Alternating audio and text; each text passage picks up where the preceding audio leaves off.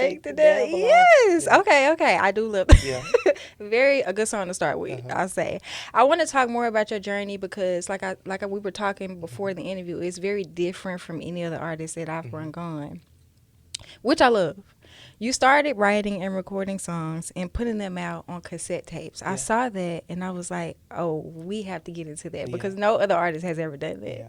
So, what was your experience like recording on a cassette tape for the people that may not even know like what that is? So it's like this box.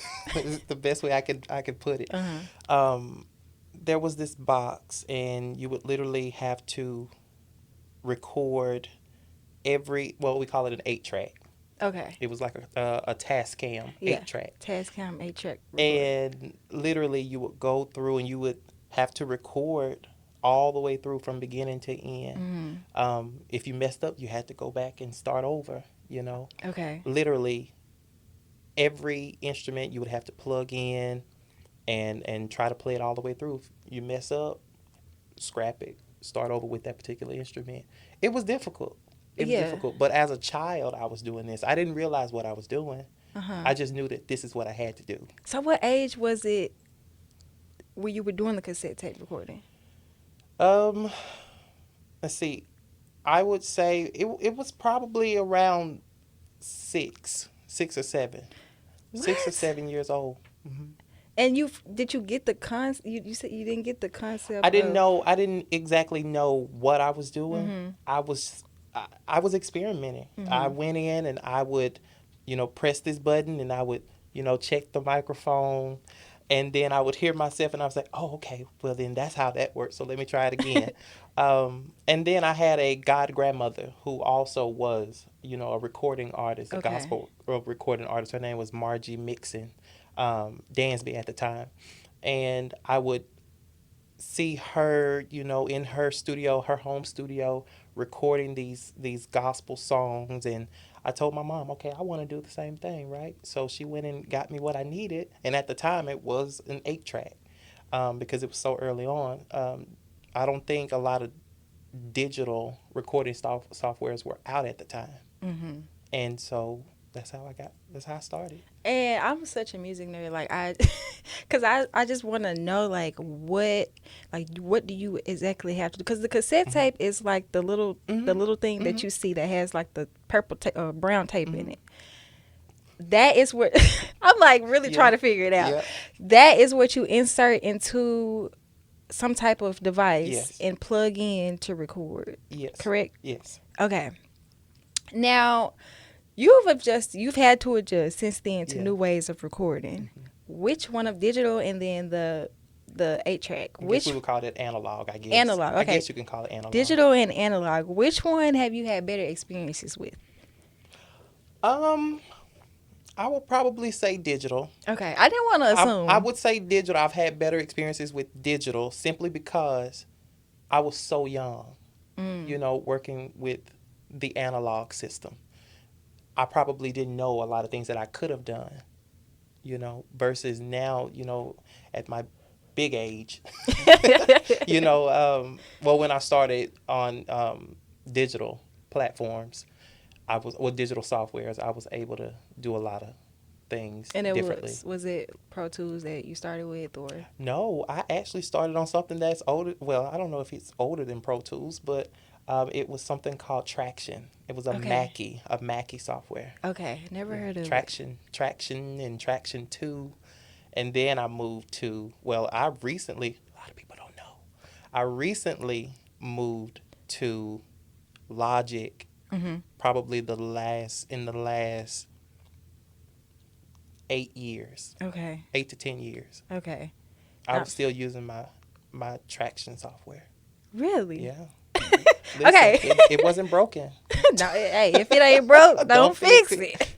Now, with all of that experience you had growing up, you went on to compete for talent shows. Somewhere down the line, you got the opportunity for the Watermelon Fest. Do you remember that? I do. Do you remember this picture we're showing up here? Let's see. Yeah. Tell me, take me back. I want to know, what was it like? What was the crowd like? What song did you sing? There was a lot of people. There were a lot of people there. I was singing "I Will Always Love You," Whitney Whitney Houston. Houston. Yeah, Yes. What was the crowd like? shocked. Like it was hard to see. It was dark, and I had all the lights in my face, and I was like, "Yes, I've made it. I made it. This is it." Um, but there were a few people in the front, that I could kind of like pierce through to see, and they were like, just sitting there with their mouth agape, and I was like, "Okay, I'm doing it. Like I'm here. I'm doing it now." So yeah, Now, was this like your first performance where you felt like, yes? yeah, Okay. yeah. Now, this was you were around 18 here. Am I right? 17 or 18, 17 yes. or 18. You opened for the country artist Easton Corbin and Mm-hmm. Logan Miles, Mm-hmm. and this was in Hope. In Hope. How did the opportunity come about for you? So I had a family friend to say, "Hey, have you ever heard that they do something called Watermelon Idol?" And I was like, "I've heard about it, but I never thought to compete. I don't like to compete. So if it's like a competition, I don't necessarily want to do it Okay. because I just love to perform that bad, and I don't want to compete with something that I love to do. But someone was like, "No, you need to try this. Try this." And I mean, not to tell a fib, I've competed a lot in my life, on the stage, early, you know, junior high talent shows, elementary talent shows. But that one right there, my family friend told us about it, and they were saying, "Well, there's a possibility that you can open up for, a celebrity." Yeah. I don't think I knew what the celebrity was or who it was. So I did it, and I sang "Emotions" by the Bee Gees. Oh. Well, it's the same one that you know about. Okay. Okay. The Destiny's Child version.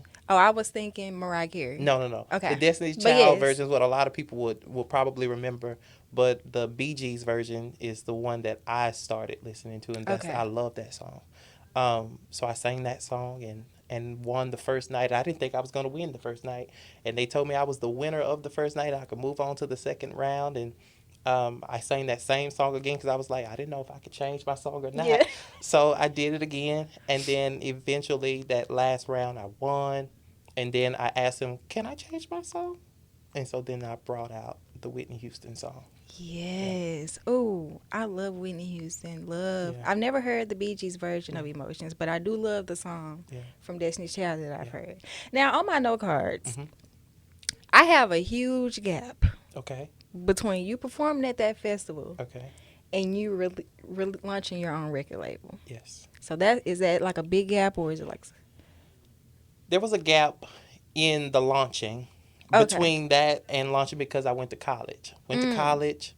I knew I knew I wanted to do music, but I didn't want to study music in college. I where I'm from, they tell you, if you want to do the music, that's fine, but you got to find something Yeah. to fall back on, right? So I was like, okay, music will always be there, but what am I going to do if I'm not able to do music?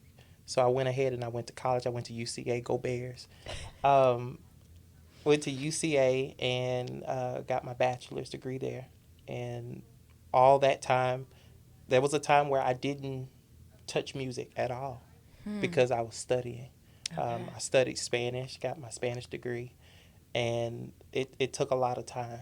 Oh, we're gonna have So to I get you didn't- to say something in Oh, Spanish for God. the show. No, but I do love that. Yeah. I see both sides when parents say, have a plan B. Yeah. I see both sides, but I also see the side of someone who says, I don't need a plan B because I'm Yeah. going off for plan A. Yeah. What is your take on that? Do you feel grateful that you have that just in case? I'm thankful for it, but I felt bad. Like it made me sad because I was at that time, it's like I'm 18 now, and I've graduated high school. I've done the big step. At the time that's in my mind, I've done the big step, now where can I go after this? But then in the back of my mind, I'm still thinking, well, it's not easy, to do it. So what are you gonna do if you don't, if you don't make it? Mm-hmm. And then I was like, okay, maybe I can just keep playing the, piano and keep singing because I don't want to lose my voice. But if I'm Shout not out to the using it, hidden just like a gems lot of things, I'm thinking it's a tool. Well, behind it's an the instrument. You have to PTR practice it. over on Fanbase Um, app. I Shout out wasn't to too happy Cody, that I had to go to Yeah. college, Cody but where I'm Jefferson. from, it was Tap like into Cody you have to get out of here. Jefferson You have to go. over You have on to make something happen for Fanbase. yourself. So that's what I did. Some I movement, said, okay, music will more be there. hidden If it's gems for me, it's for me. Music will be there. behind So I went the to school, PTR. finished, Much love and then I was to like, Cody. okay, I think I'm set. Let me try this out again. So now that we've gone through school, we've Hmm. graduated. Hmm. You said there was a point where you didn't touch music. Yeah. What was that moment where you kind of got back into it? There was my godfather, Kenneth Moore. He was I think the assistant principal Okay. at a school in Jacksonville. Okay.